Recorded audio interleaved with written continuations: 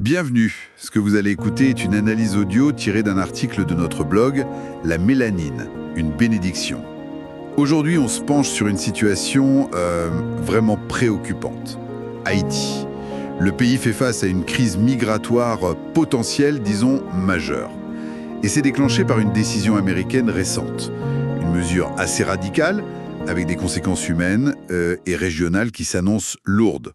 Oui, tout à fait. Le 4 juin 2025, il y a eu ce décret de l'administration Trump. En gros, ça suspend la délivrance de nouveaux visas américains pour les citoyens haïtiens D'accord. et c'est effectif depuis le 9 juin. Alors, à part quelques très rares exceptions, la voie légale d'accès aux États-Unis, elle est fermée pour eux. C'est une porte qui claque, quoi. Voilà, brutalement. Et on le sait bien, quand la porte principale se ferme, les gens sont obligés de chercher d'autres issues. Et souvent, ce sont des issues bien plus dangereuses.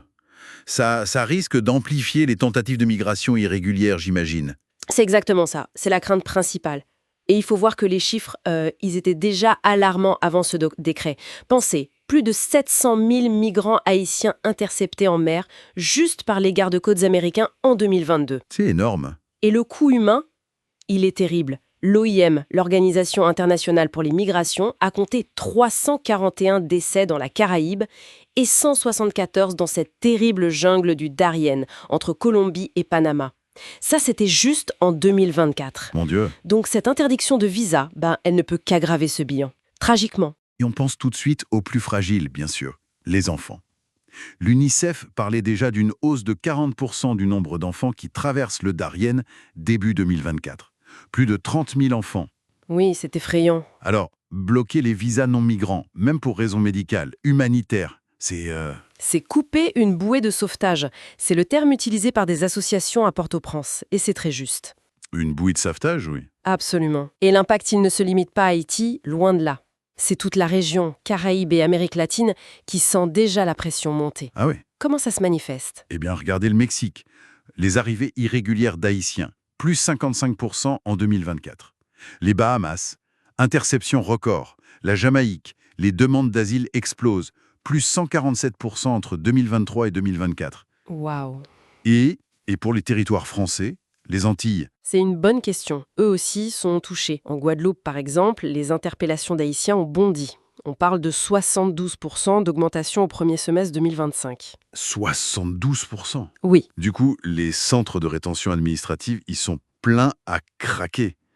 Saturés à plus de 150%. Incroyable. Ça oblige les collectivités locales à débloquer des fonds d'urgence. Et pendant ce temps, la République dominicaine, juste à côté, elle risque de durcir encore sa politique migratoire, qui est déjà très, très restrictive. Donc la pression s'accumule vraiment de partout. C'est ça. Et il y a un autre point, encore plus sombre peut-être.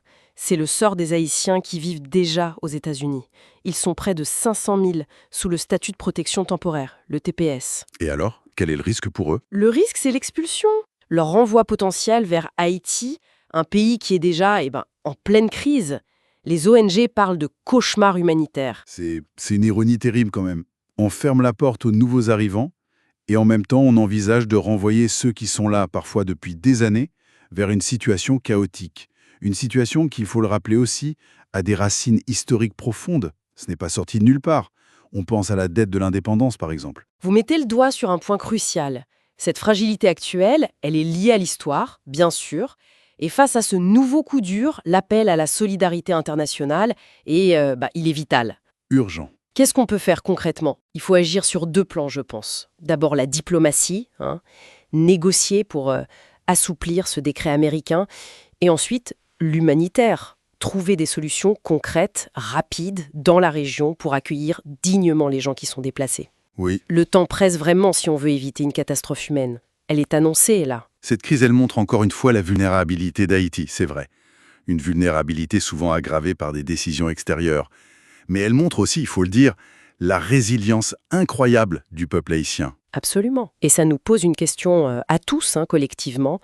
Quelle est notre responsabilité ? Quelle humanité dans nos politiques migratoires ? Surtout quand on parle du premier peuple noir à avoir conquis sa liberté, son indépendance. Quelle réponse juste on peut apporter aujourd'hui ? C'est une question fondamentale. Que cette analyse, en tout cas, puisse renforcer notre conscience et notre détermination. Face à l'épreuve que traversent nos frères et sœurs d'Haïti, l'unité, la solidarité, la résistance ce sont nos meilleures réponses. Il faut soutenir Haïti, partager l'information, faire entendre nos voix. Pour approfondir ce sujet et retrouver l'article complet, rendez-vous sur melaninebénédiction.com. Merci pour votre écoute.